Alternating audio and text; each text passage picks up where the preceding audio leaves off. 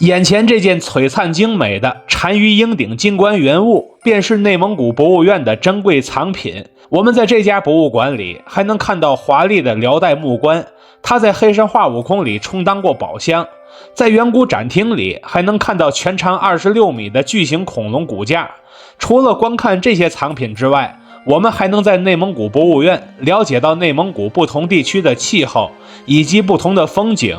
所以初次去内蒙的游客都该来到这边逛上一天，它是最适合让我们了解内蒙古的第一站。大家好，我是徐工，这次一定点关注，下次旅行不迷路。我目前在这个地方是内蒙古博物院啊，你看我这背后多少人，一会儿我们来好好的逛一逛这儿啊。我是2025年7月底去的，坐地铁到呼和浩特东站，步行1.3公里就能到。博物馆的入口在大楼的两侧，排队的位置有2维码，可以顺手扫码预约，免费参观。走进去之后，发现里边是人山人海，但展厅不在这两侧。这会儿可以先看一下导览图。博物馆共有4层楼，但4楼并未开放，我们只需关注1到3楼即可。开场我们直奔3楼，既然看省博，当然先从古代史开始。第一个被提到的旧石器时代遗址是位于呼和浩特的大窑四道沟遗址，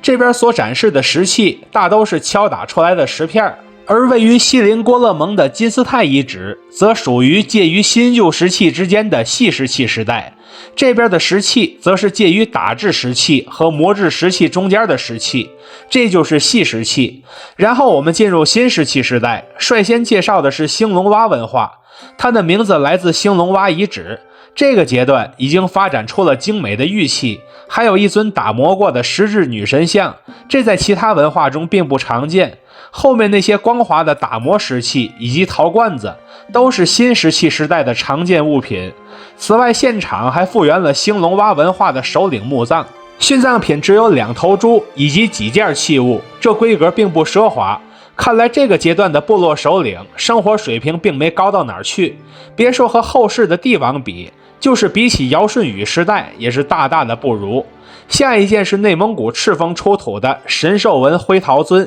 它上面有4种兽形纹路，但是展厅的光线比较暗，必定看不清楚实物的花纹，但是没有关系，后面有一个声光电的屏幕把这些神兽纹给挑出来做了特写，这样看就很清晰了。再往后是名气比较大的红山文化，红山这个地名也在内蒙古的赤峰，这个阶段的玉器是非常著名的，说明这个时候社会上已经形成了特权阶层，所以才能用得起这样奢华的器具。现场的玉器就包括那个经典造型绝形玉龙，同时这个时代的塑像艺术也形成了规模，其中所塑造的人像则是以先祖为蓝本做出来的，这就是先祖崇拜的一部分。当然这个区域也有不少光滑的磨制石器，其中就包括一些专门磨制出来的农具，它们是促进农业发展的保障。然后我们进入青铜时代，率先看到的是夏家店下层文化，对应夏朝到商朝早期。这个说是青铜文化，实际上展出的是彩绘陶制礼器，不过这上边的花纹和青铜器上的花纹倒是挺相似的。而夏家店的上层则对应西周早期到春秋中期，在这个阶段终于能看到真正的青铜器了。虽然这些青铜器上有一些熟悉的花纹，但这个阶段没什么重器，其中最精美的反而是一把小巧的青铜短剑。然后进入春秋战国篇，在战国时期，燕赵秦这3国的疆域已经扩展到了内蒙，既然和游牧民族接壤，那流血冲突是少不了的。这个阶段对应的文物也是以兵器居多，其中包括很多青铜剑，还掺杂了一些矛头。另外博物馆里还展出了很多青铜剑族，这些是远程兵器。后面有一件马钮青铜盔，这个盔我们能看得见，但马钮在哪儿呢？其实就在它的头顶上呢。后面还有一件锈蚀严重的几何纹青铜镜，不过几何纹的纹路仍然清晰可辨。下一件宝物非常重要，它就是在鄂尔多斯出土的鹰顶金冠饰，最上层是一只雄鹰，它的嘴是用绿松石做成的，其余地方则是用金做成的，最下层还有各种卧兽。这是迄今为止中国发现的唯一壶冠，其价值可见一斑。上次我在济南见到了鄂尔多斯世博的鹰顶金冠复制品，这次总算是看到原件了。其实这次见到的金器远不止这一件，现场还有黄形金质项饰、虎式阳纹金饰片，以及一些贴金的青铜饰件，后边还有一些纯金的饰品，量给的还挺足的。毕竟是省博，所以含金量必然要高一些。而现场附近的青铜器，无论是青铜装饰牌还是用在车上的青铜零件，它们无一例外的都带有动物形状的装饰，这就是草原青铜器的常见造型。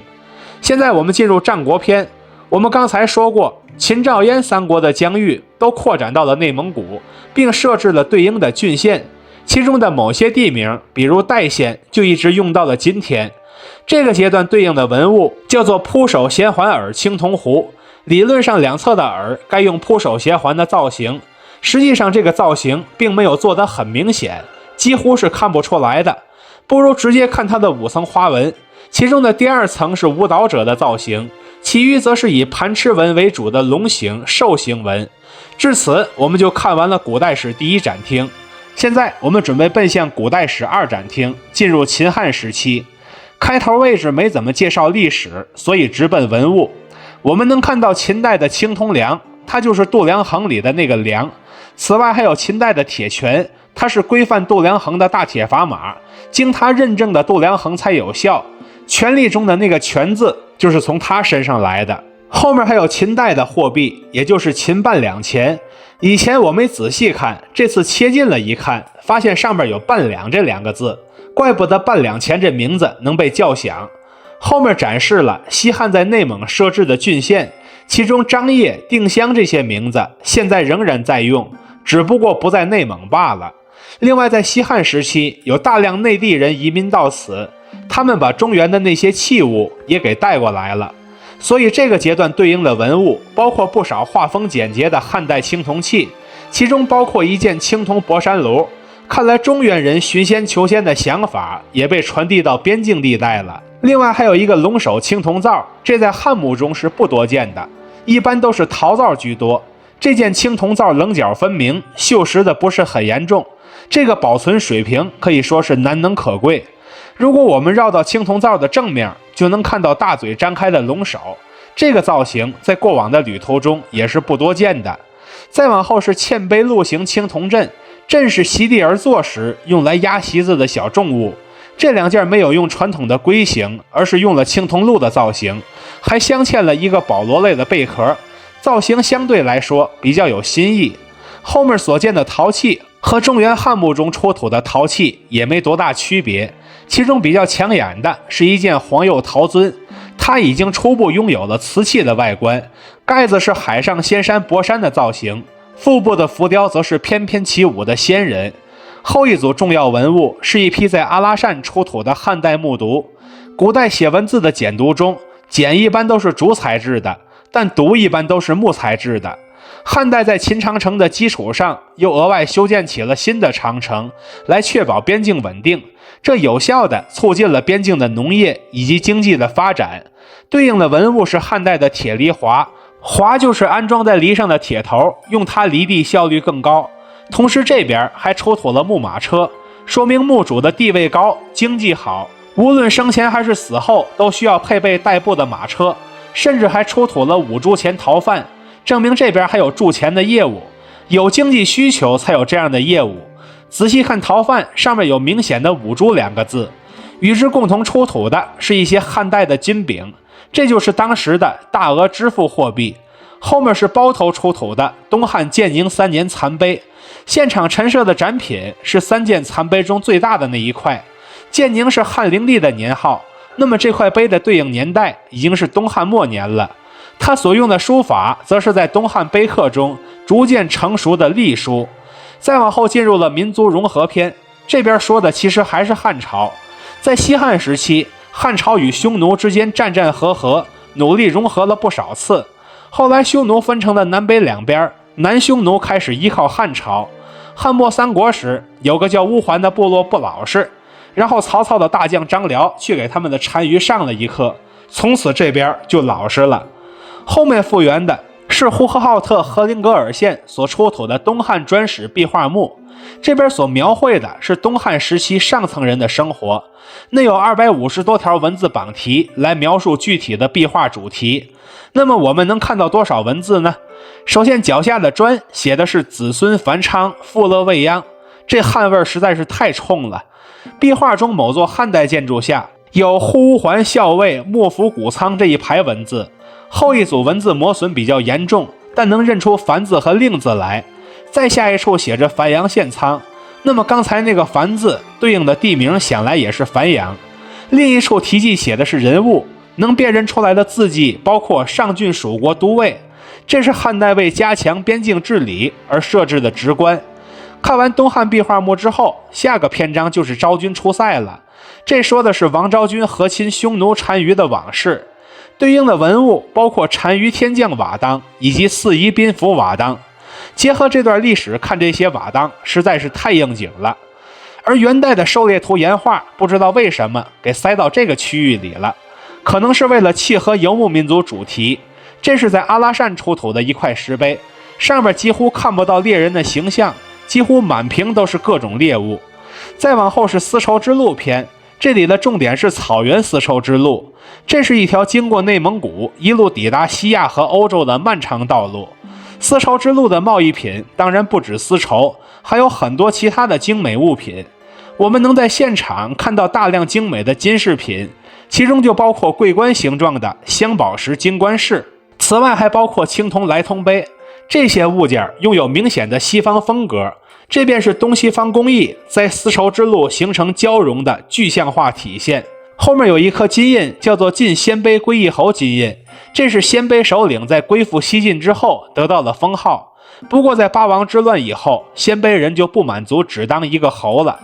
再往后进入魏晋南北朝阶段，反正博物馆里把这个民族交融的阶段说得其乐融融，好像五胡16国时代是一个太平盛世一般。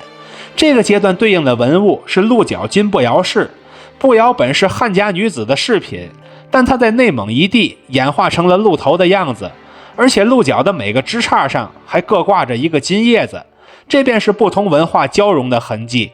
之后拓跋鲜卑统一北方，并迁都中原，史称北魏。都城一开始在盛乐，位于呼和浩特的和林格尔县，之后迁到平城，就是现在的山西大同，最后则迁到了洛阳。为了稳固政权，北魏进一步加固修缮了秦汉长城，造出了全长2000多里的北魏长城。在这相对安稳的环境下，各地的经济也得到了发展。看他们墓中出土的陶俑，除了有少许胡人的形象之外，其余与汉墓陶俑也没什么区别。至于后面的生活习俗，则只是一笔带过，没介绍太多。提到北魏的佛教痕迹时，博物馆展示的是云冈石窟和龙门石窟，可惜没介绍内蒙本地的石窟。这得益于北魏重新打通了丝绸之路，佛教讲义才得以被顺利传入中土。这个阶段对应的文物是好多件北魏玻璃器皿，现在的玻璃器大家都不当好的，但那时候可太珍贵了，因为条件所限，当时做件玻璃器出来可不是件容易事儿。至此，我们就看完了古代史2展厅。在古代史3展厅，我们直接进入隋唐篇。隋朝统一了天下，结束了南北朝的分裂局面。这时候用的还是郡县制，但沿用至今的地名明显比前几次更多了。这个阶段对应的文物有唐代的绿釉魂塔，它是一种常见的随葬品，造型与汉魏时期的谷仓罐是一脉相承的，瓶上则多用宝相花装饰。后面的王逆修墓志铭是在巴彦淖尔市出土的唐代碑刻，这上面记载的是墓主王逆修的家事。另外碑文的撰写者潘逢也把自己的职务防御都虞侯判官征侍郎侍左金吾卫兵曹参军也给写进碑文里了，而且此时的碑文已经是楷书了。唐代必然有唐三彩，虽然件数不多，而且褪色了，但颜色的轮廓基本上还是都在的。唐代是一个大融合的时代，唐太宗李世民也被周边民族尊为天可汗，主要还是李世民真的能打，说打谁就打谁，所以别人才愿意以他为尊。如果别人一闹，马上就把岁币给端上去，那就轮不上他当天可汗了。下面我们进入盛世气象篇，看看内蒙的隋唐文物。先看这件很精美的狩猎纹鎏金马鞍饰，如果切到近处，就能看到上边骑着马拈弓搭箭的人。其实唐代的金银器是很有名的，但在这边被展示出来的其实并不算多，相比较而言，还是银器更丰富一些，造型也相对更精美一些。后一件重要文物是黄绿釉鹦鹉形提梁壶，它的嘴和爪子是黄釉，身上其他地方则是绿釉。用来注水的口则被安在了鹦鹉的背上，提梁也在鹦鹉背上，但结构还挺稳定，说明当时的瓷器烧制工艺已经达到了很高的水平。它附近的一件重要文物是赤峰出土的唐代波斯银壶，这个银壶总体的外形是比较简单的，没有繁复的花纹，而它的最上方则是一个鎏金的胡人头像，这是它唯一的记忆点。后面在进入五代十国篇之后，发现对应的文物竟然是唐代的精美饰品，其他的文物也是唐代的，几乎没见到哪件文物上标识着五代。看来那个乱世并没能留下什么珍品。再往后进入辽宋夏金篇，毕竟内蒙古在北方，和这几位都有交集。辽代针对辽人和汉人的聚集区都分别设置了不同的官员，北面官一般是契丹人管契丹人，南面官则是汉人管汉人。我们在博物馆现场还能看到当初官员的大印，后面展出的一些建筑的构件，比如灰陶龙首构件，仅以零件形式存在，它所属的建筑则不知身在何方了。不过万字文砖倒是很常见，因为这是石塔的零件，如今存世的辽塔可比辽代木构建筑多多了。再往后就是著名的澶渊之盟了，这是宋辽两国之间所缔结的和平协议，双方约为兄弟之国，彼此的边境之间也维持了很长时间的和平，双方的和平诚意都很足，以至于都忘了怎么打仗了，所以后来就被金国一波收了。对应的文物包括宋朝的货币，上边是大额支付的银锭，下方是小额支付的铜钱，还有辽国的璎珞。那些辽代菩萨造像戴的璎珞就是参考这些现实物品制作出来的。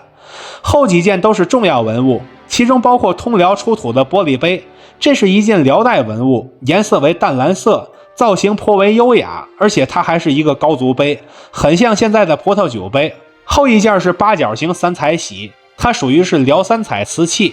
外壁上所用的图案是胡人驯狮，而且每个面用的都是相同的图案。辽三彩这种工艺品直接继承了唐三彩的风格，区别则在于多为实用器皿，釉色基本上就是黄绿白，不像唐三彩的选择面那么广。后一件颜值很高的是绿釉刻牡丹凤首花口瓶，它的瓶口很明显是花朵的形状，颈部造型比较细长，凤首在阴影里不好分辨，它就位于瓶口和瓶颈中间。瓶子的腹部则是颇受欢迎的牡丹纹，这个造型非常独特，属于是在传承基础上所做出的创新。然后是白釉人手摩羯形提梁柱壶，人手我们都能看出来，摩羯指的是佛教中的神兽摩羯鱼，一般在早期建筑的正脊两端会用到这个造型，所以这件人手鱼身的白瓷器也契合辽代佛教盛行的大背景。虽然有其他宗教存在，但谁都无法撼动佛教的地位。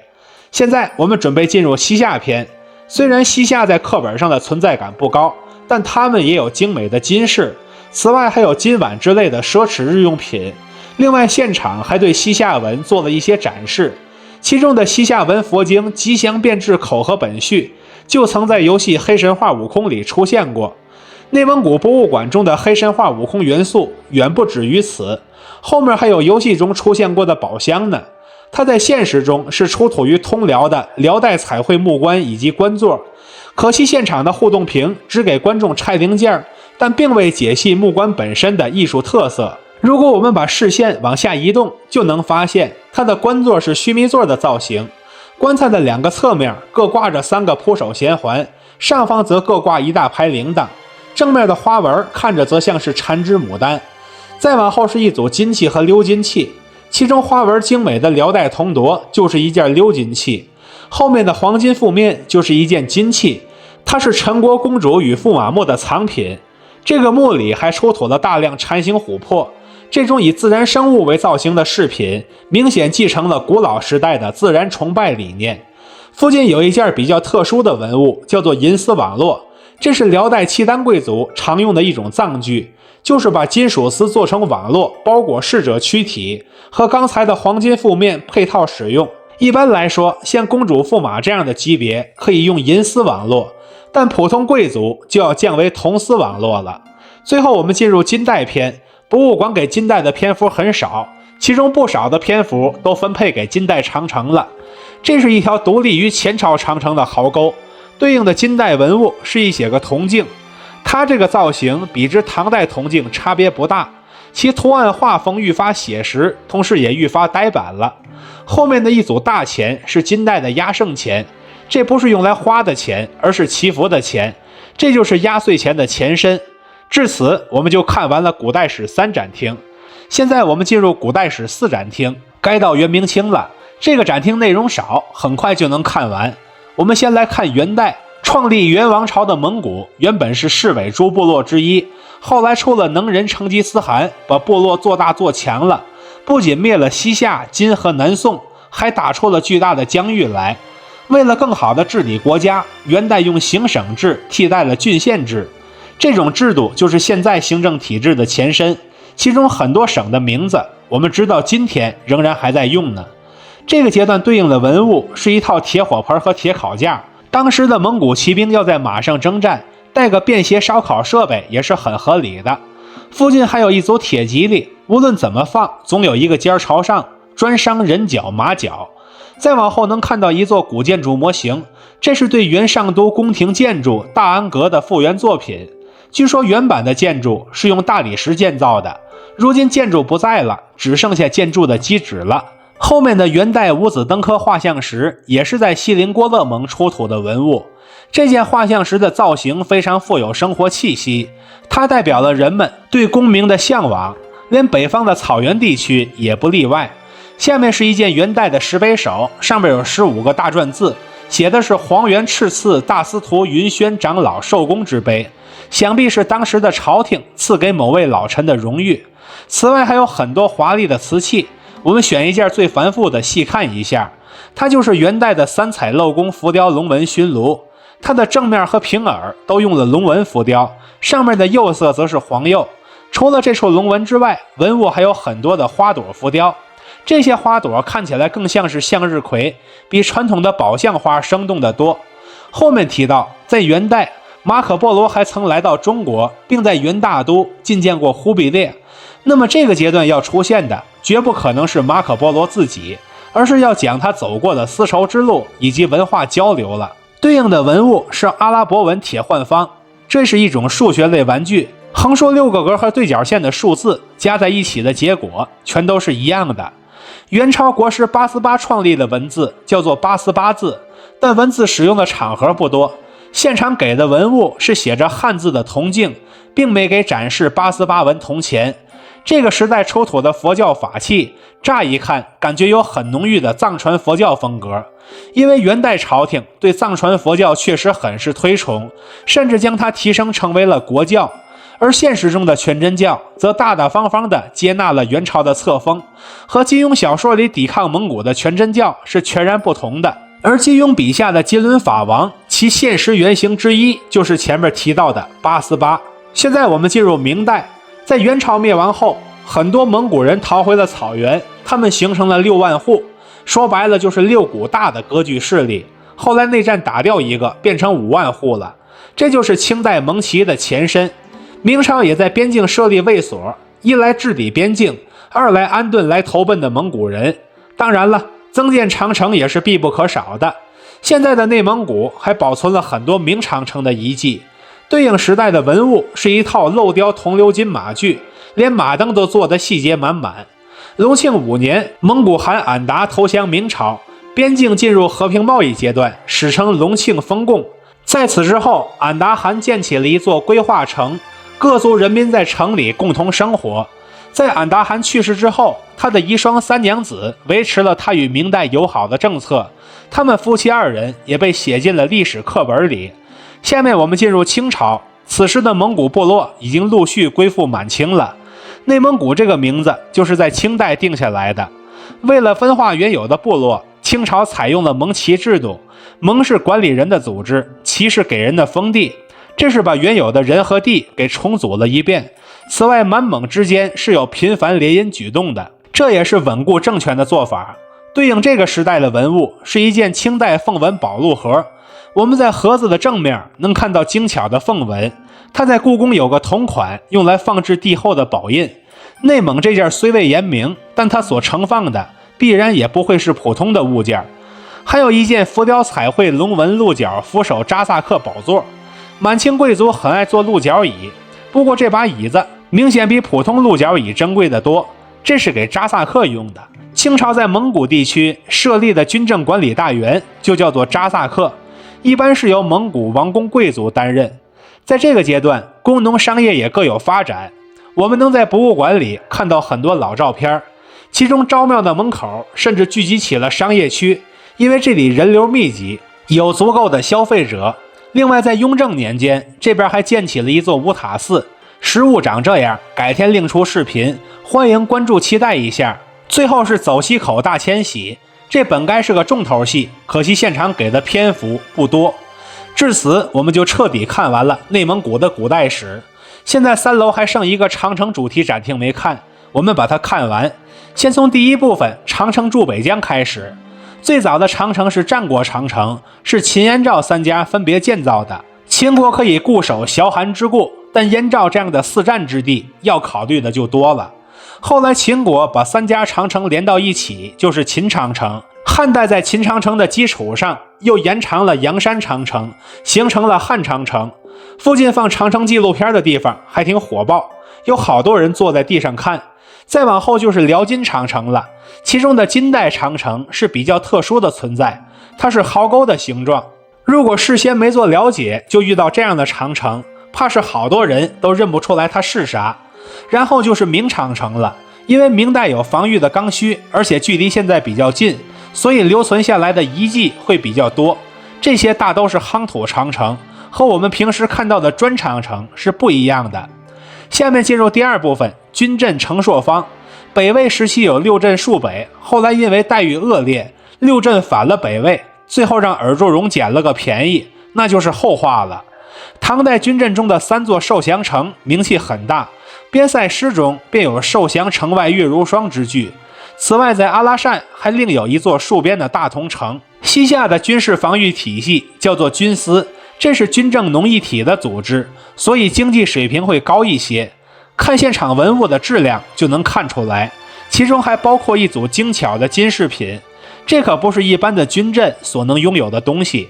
下面进入第3部分，羁縻普天下。羁縻就是怀柔笼络的意思，对外也不能光打，该团结时也要团结。其中比较知名的就是昭君出塞和呼韩邪单于和亲的往事了。现场还提到了昭君坟，这个地方我也去现场了，改天有空单独出视频。这个阶段对应的文物和内地的汉朝彩陶几乎没有任何的分别。在魏晋时期，以拓跋力微为首的鲜卑人迁徙到了圣乐，它就位于如今呼和浩特的附近。之后在南北朝时期，圣乐城便成为了北魏的第一个国都。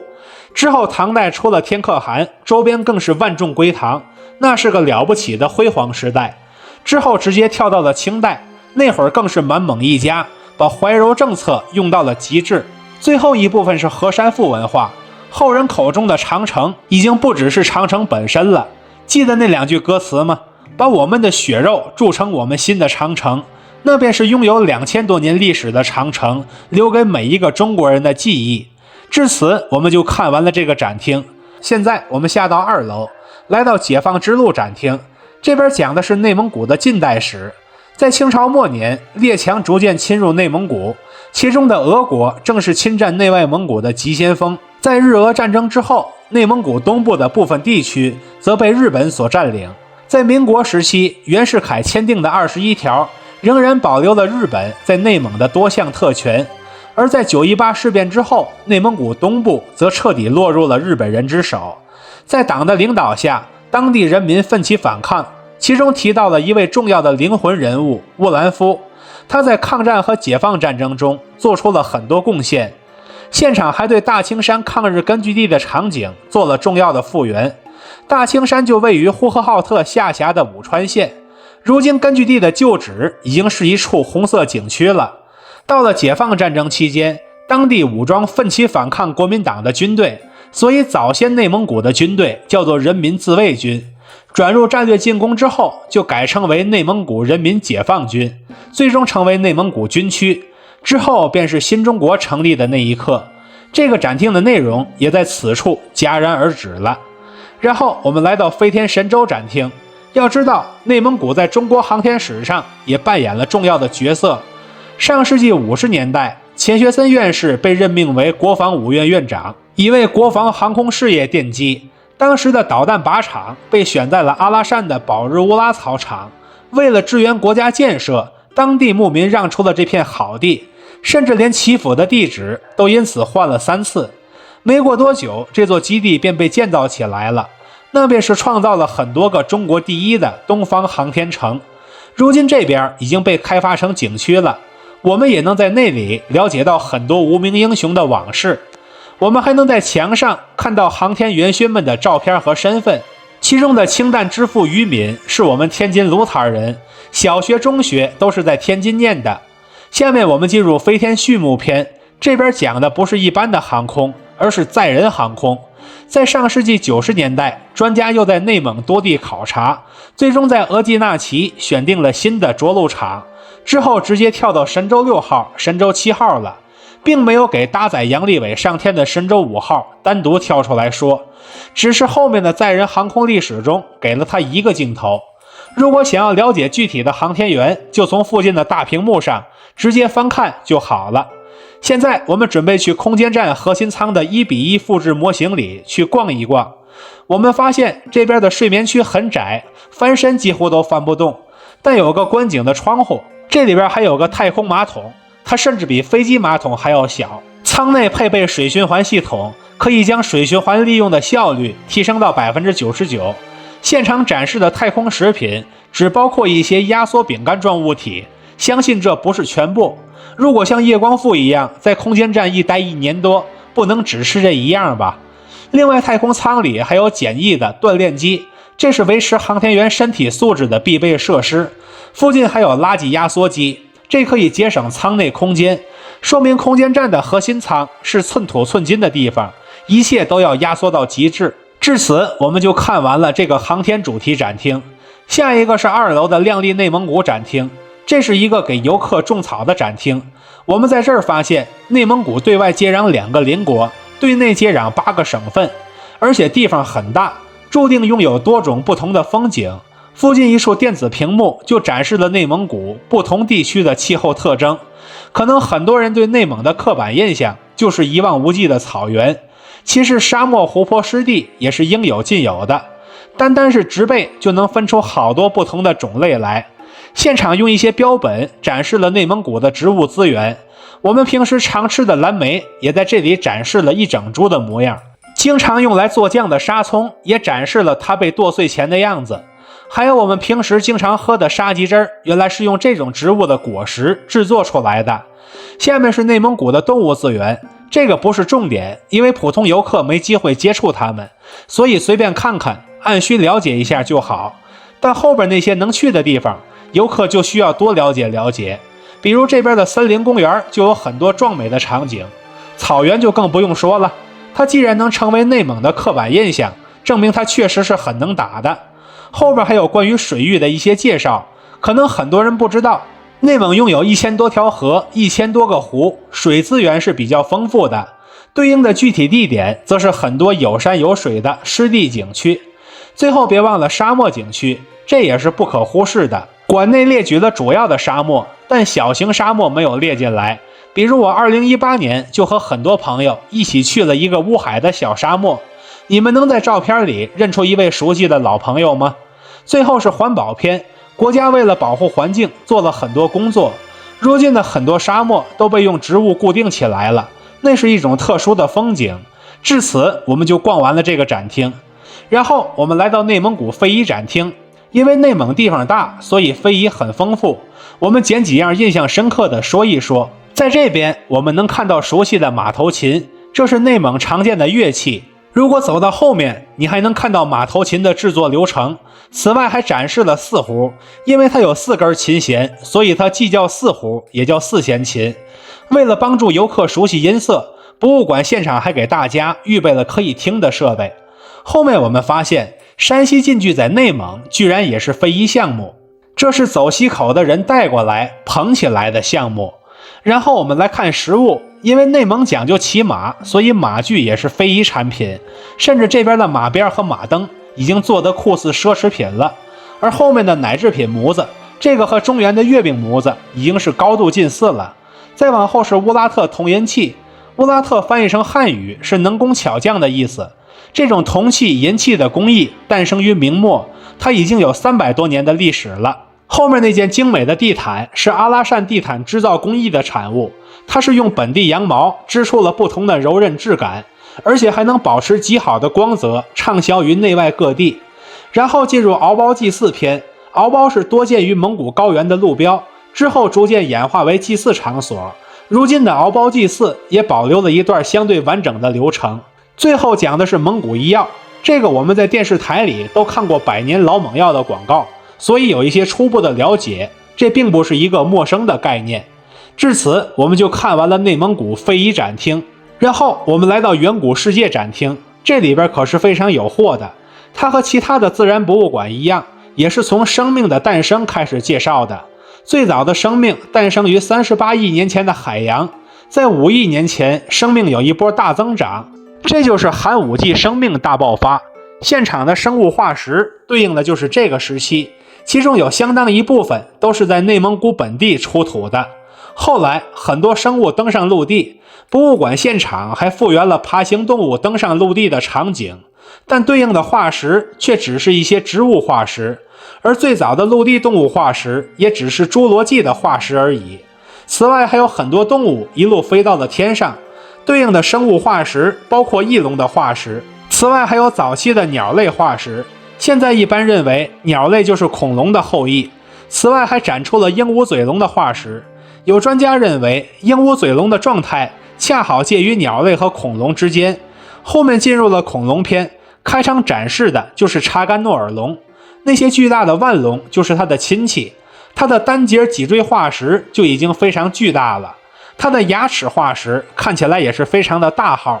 那么问题来了，这一整个恐龙得大到什么地步呢？答案是查干诺尔龙身体全长26米，是白垩纪早期的巨型食草恐龙，其体重多达50吨。当这具恐龙骨架在锡林郭勒盟出土的时候，它就成为了当时亚洲同期最大的恐龙。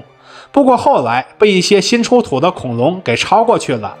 时至如今，这具查干诺尔龙的骨架化石周围仍然给安排了一处看台，方便大家在不同的角度去观赏它。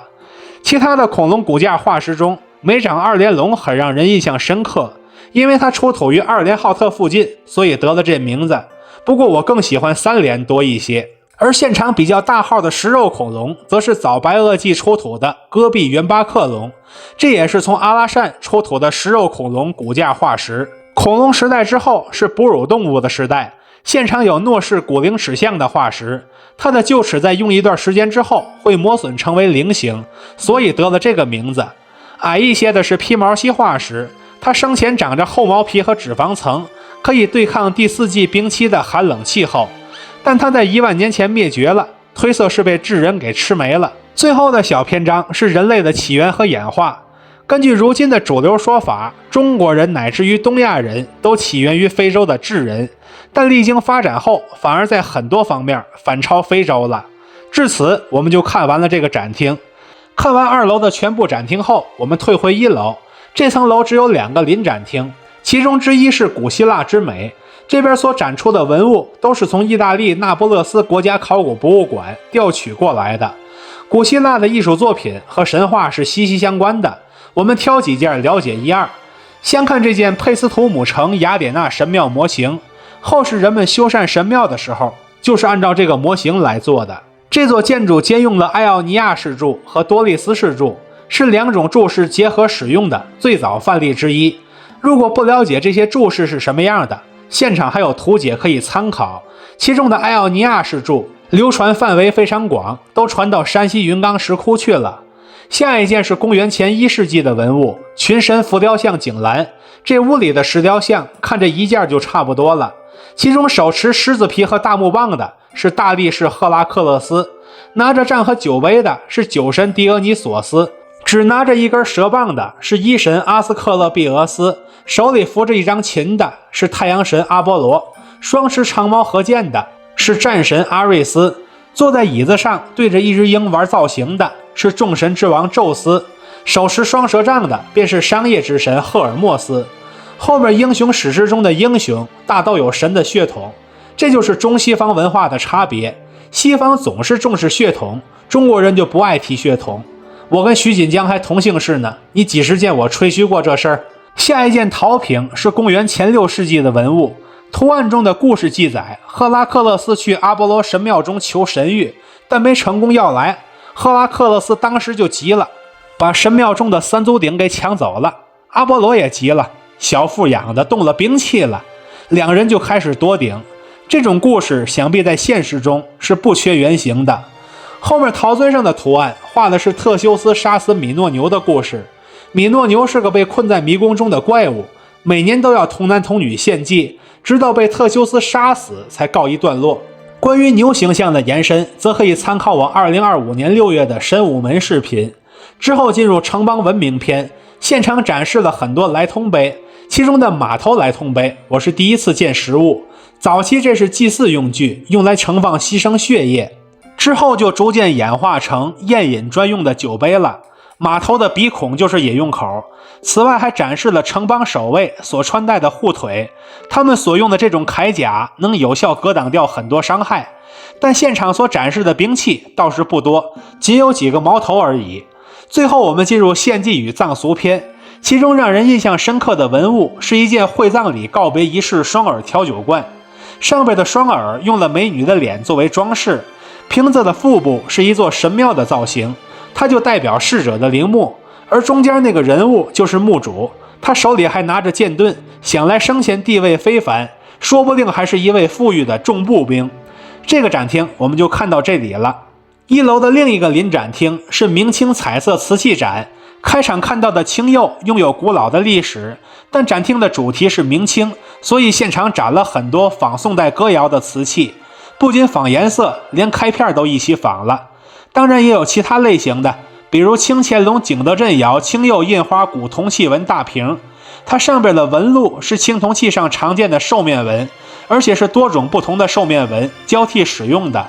然后是白釉，它的历史也很悠久，对应的文物是清乾隆景德镇窑白釉剔刻花双龙纹碗，我们能在它的内部发现细珠五爪双龙纹。后一件是清德化窑白釉达摩坐像，德化窑在福建省的德化县，明清正是它的极盛时期。下面是红釉篇，这种颜色的瓷器比较让人印象深刻。先看这件明嘉靖景德镇窑红釉刻花双耳炉，这是按照青铜簋的造型重新设计出的香炉，倒也契合，簋是有仪式感的礼器，香炉也是搞仪式感的，这也算是某个维度的传承了。后一件是清康熙景德镇豇豆红釉水鱼，这是红釉中的一个品种，颜色相对暗淡平和一些，而且烧制难度较高，所以更为珍贵。下一组是黄釉，这是皇家比较青睐的一种颜色。看这件清道光景德镇窑外黄釉涂花内粉彩陶石纹碗，得从俯视视角才能看到在碗底的陶石。后一件是清景德镇窑黄釉碗，它的颜色是比较正的黄，而且内外颜色是一样的。这件文物是内蒙古博物院自己的藏品。